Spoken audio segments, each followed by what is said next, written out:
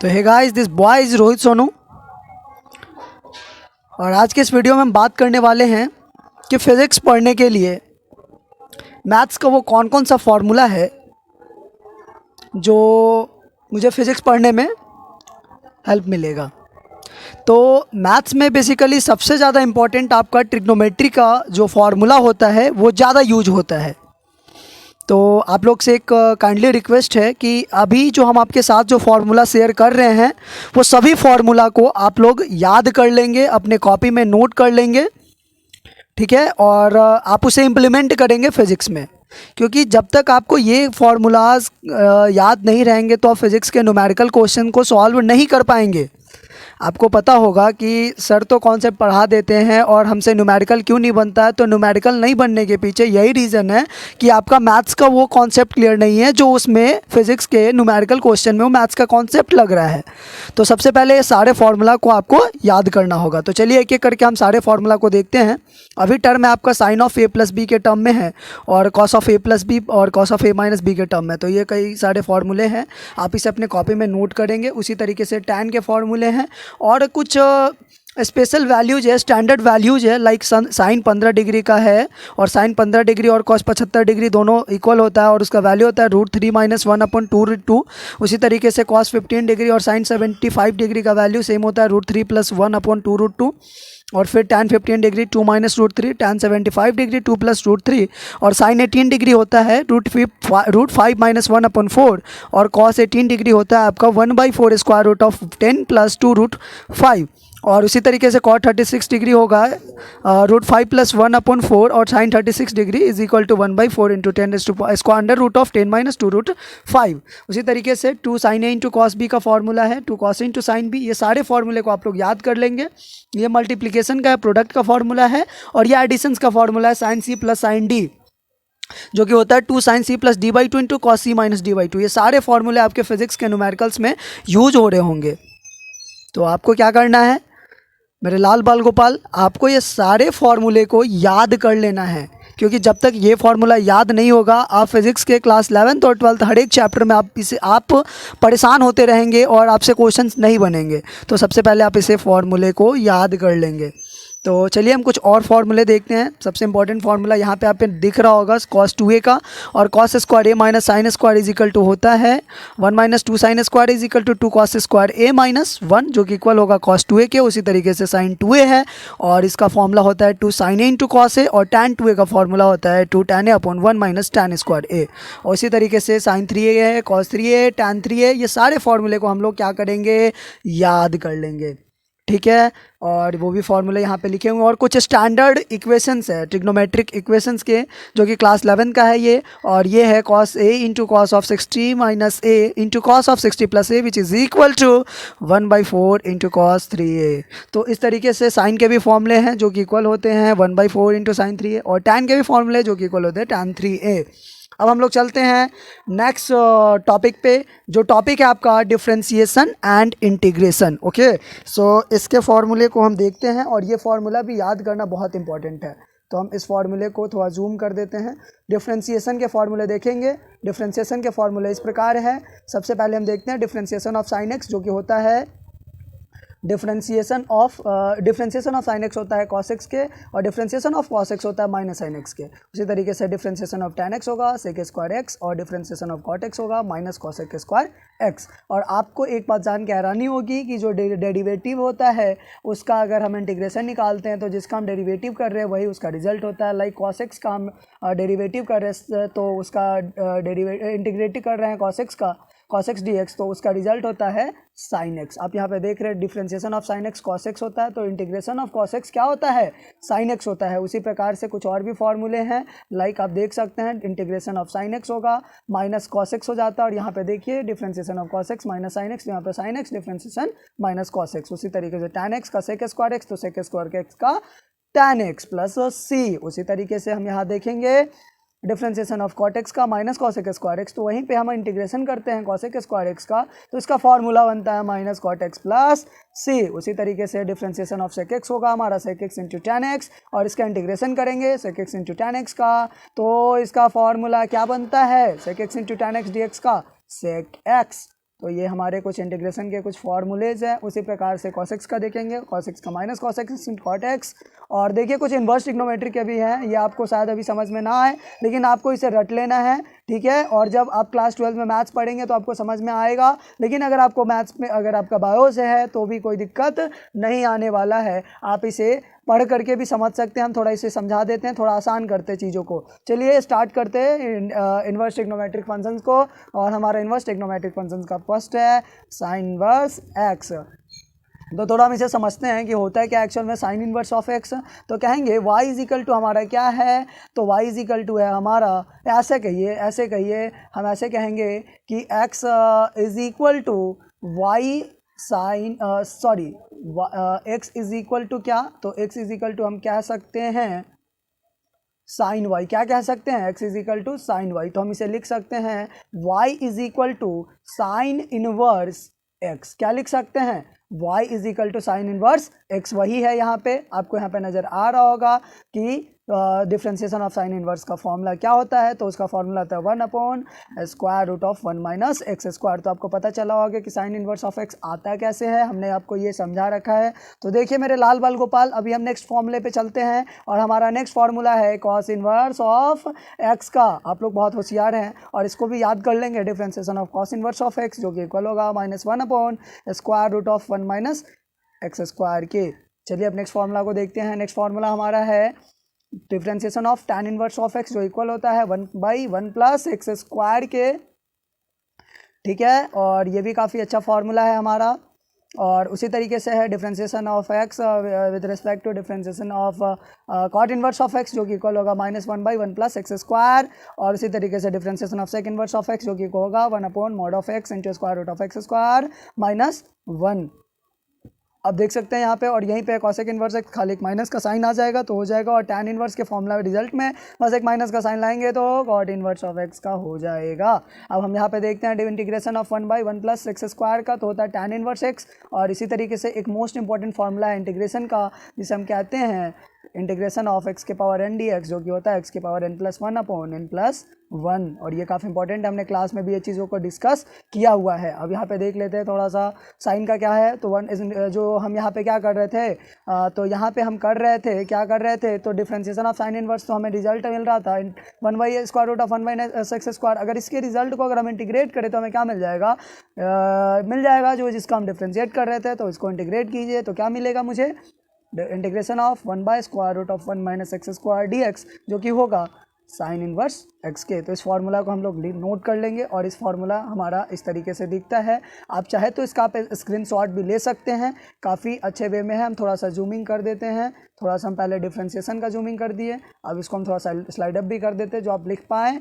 आप ऐसे करके लिख सकते हैं, ये सारे डिफ्रेंशिएशन के फार्मूलाज हैं, ये तुम्हारे प्रोडक्ट के फार्मूला है, ये डिवाइड के फार्मूला है, और ये कुछ है फार्मूलाज ऐसे हैं। और आप कहेंगे तो हम इस पर एक स्पेशल वीडियोस भी बना देंगे कि सर मुझे डिफ्रेंशिएशन और इंटीग्रेशन का फार्मूला कैसे याद करें, उसके लिए भी हम स्पेशल वीडियोस बना देंगे, बट अभी मेरे पास उतना टाइम है नहीं। तो आपको क्या करना है, ये सारे फार्मूलेज को कॉपी में लिख लेना है। आपको हम सीरियली वाइज दिखा देते हैं, डिफ्रेंशिएशन के यही कुछ फार्मूले हैं, आप इसका स्क्रीनशॉट लीजिए और लिखिए। तो इस साइड से लिखना स्टार्ट करेंगे और इस साइड से लिखेंगे कैसे, तो इस साइड आपको ऐसे करके लिखना है, थोड़ा देख लीजिए हम कैसे बताते हैं।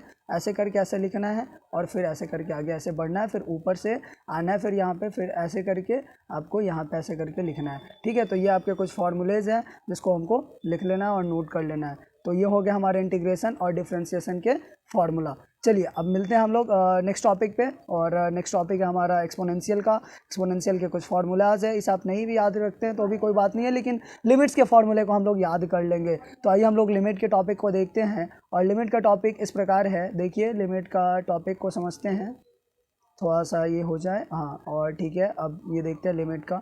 तो लिमिट क्या होता है, limit x tends to 0 sine x by x का वैल्यू हो जाएगा 1, जो कि आप इस प्रकार देख रहे हैं। और limit x tends to 0 tan x by x होता है 1। अभी आपको खाली रिजल्ट याद रखना है। अगर मैथ्स है तो आप क्लास 11 में पढ़ेंगे, या क्लास 12 में भी सर पढ़ाएंगे आपको। अगर आप बायो से हैं तो आप यहाँ पे पढ़ लीजिए, फिर भी आपको इतना पढ़ने के बाद समझ में आ जाएगा और फिजिक्स में आप फॉर्मूला इंप्लीमेंट कर सकते हैं और आपसे न्यूमेरिकल सॉल्व होना स्टार्ट हो जाएगा। अब हम देखते हैं limit x tends to infinity, जो कि होगा cos 2x upon sorry cos x upon x वो क्या होता है 0, limit x tends to 0 sine inverse of x वो होता है sine inverse of x upon x 1 होता है, और उसी तरीके से limit x tends to 0 tan inverse of x upon x होता है 1, उसी तरीके से होगा आपका लिमिट x टेंड्स टू 0। ये सारे कई फॉर्मूले हैं, आप इसे नोट कर लेंगे, हम इसको ऐसे ही छोड़ देते हैं और आप इसे देख करके नोट कर लेंगे और इसे आप याद कर लेंगे, कॉपी में नोट करना कंपलसरी है। चलिए अब हम लोग आते हैं नेक्स्ट फार्मूलाज पे। ये कुछ फार्मूले हैं साइन के, और इस फार्मूले को भी याद रखना इंपॉर्टेंट है, जैसे कि है sine of a plus B into sine of a minus B is equal to होगा sine square A minus sine square B is equal to cos square B minus cos square. ये सारे फॉर्मूले आपको याद रहते हैं तो आपसे न्यूमेरिकल्स बनना तय है।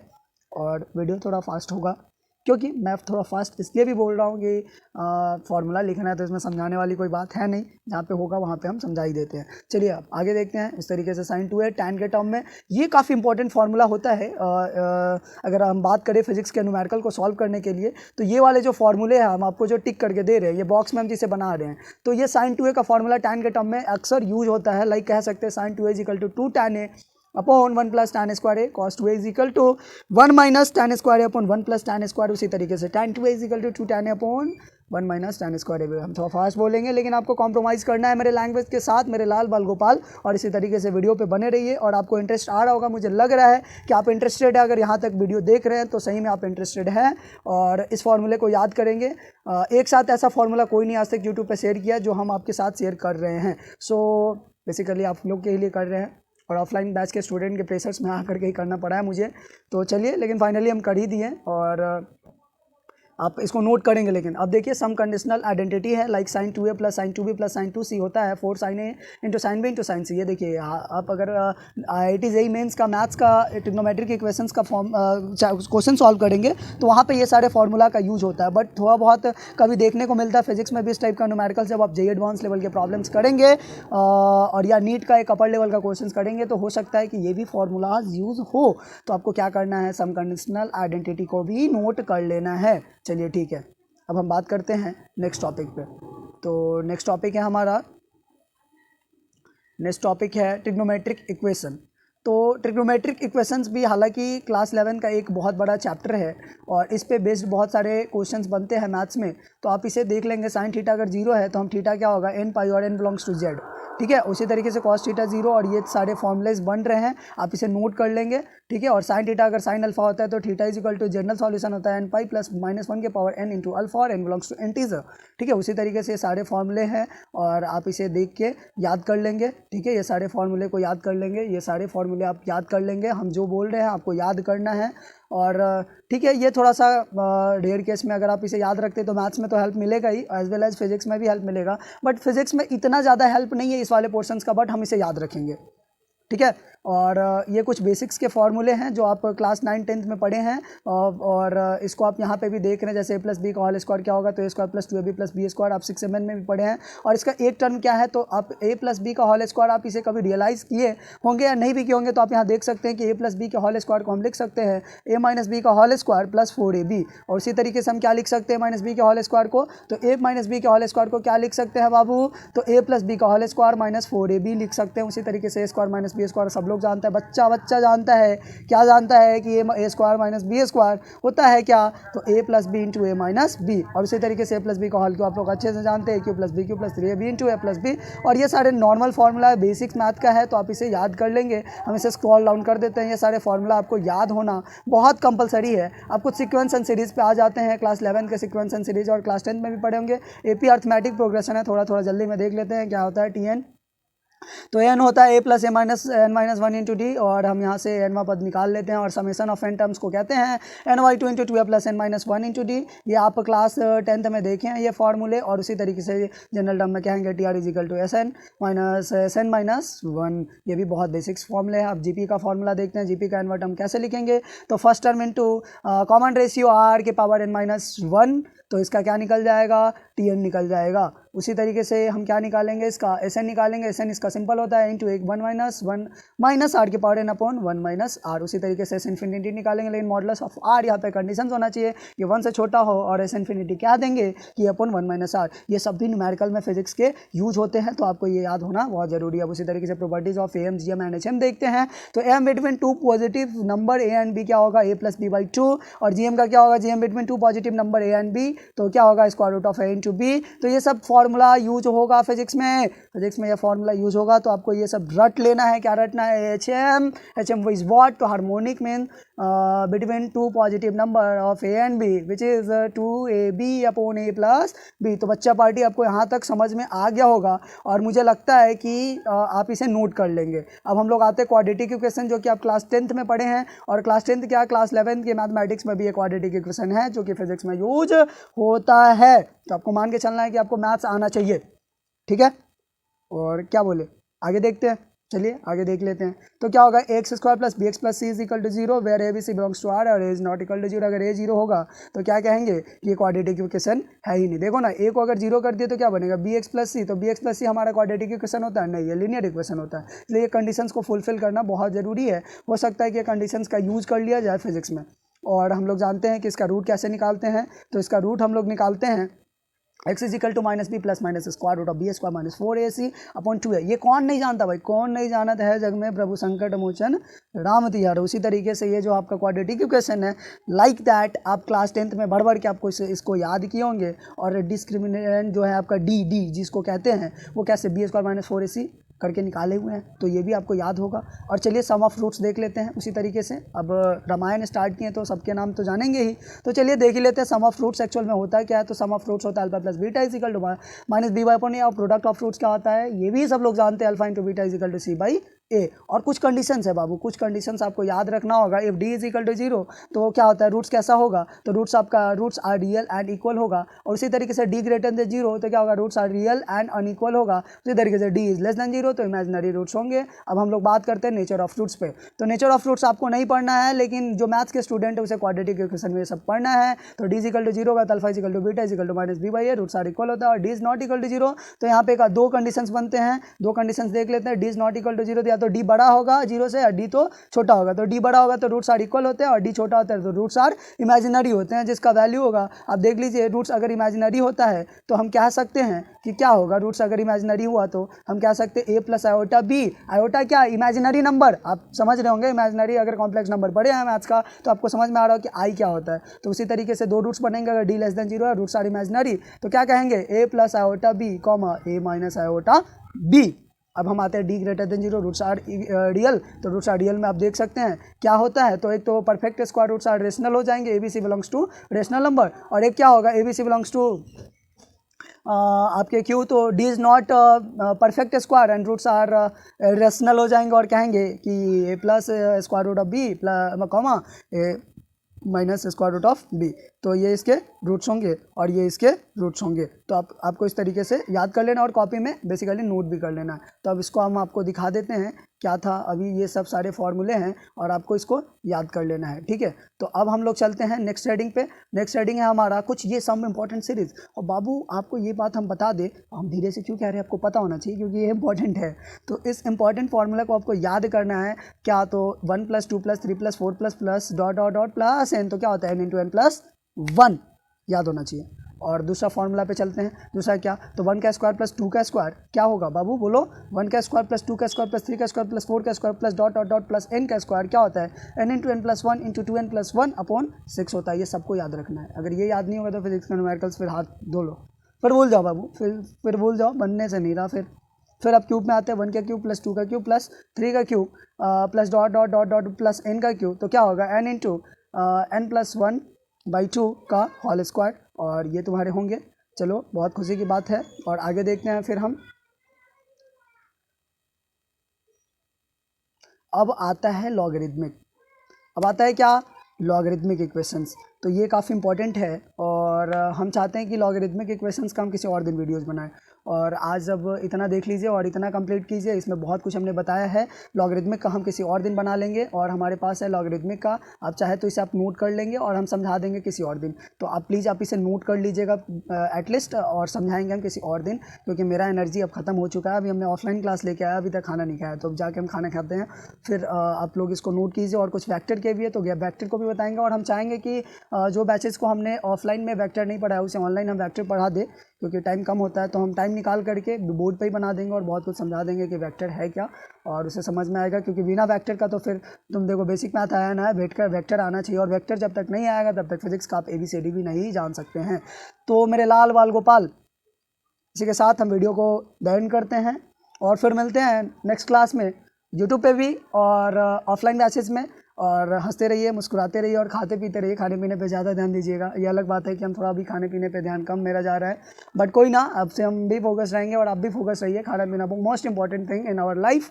सो फिर मिलते हैं नेक्स्ट क्लास में और अभी के साथ bye. Thanks for watching my video. Thank you all RSPN, you all are my RSPN। और RSPN का मतलब आप कमेंट में टेक्स्ट करेंगे कि एक्चुअल में RSPN हम किसे कहते हैं। अगर नहीं पता तो हम अगले दिन आप कमेंट बॉक्स में पूछेंगे और हम आपको बताएंगे कि RSPN कौन है। चलिए बाय।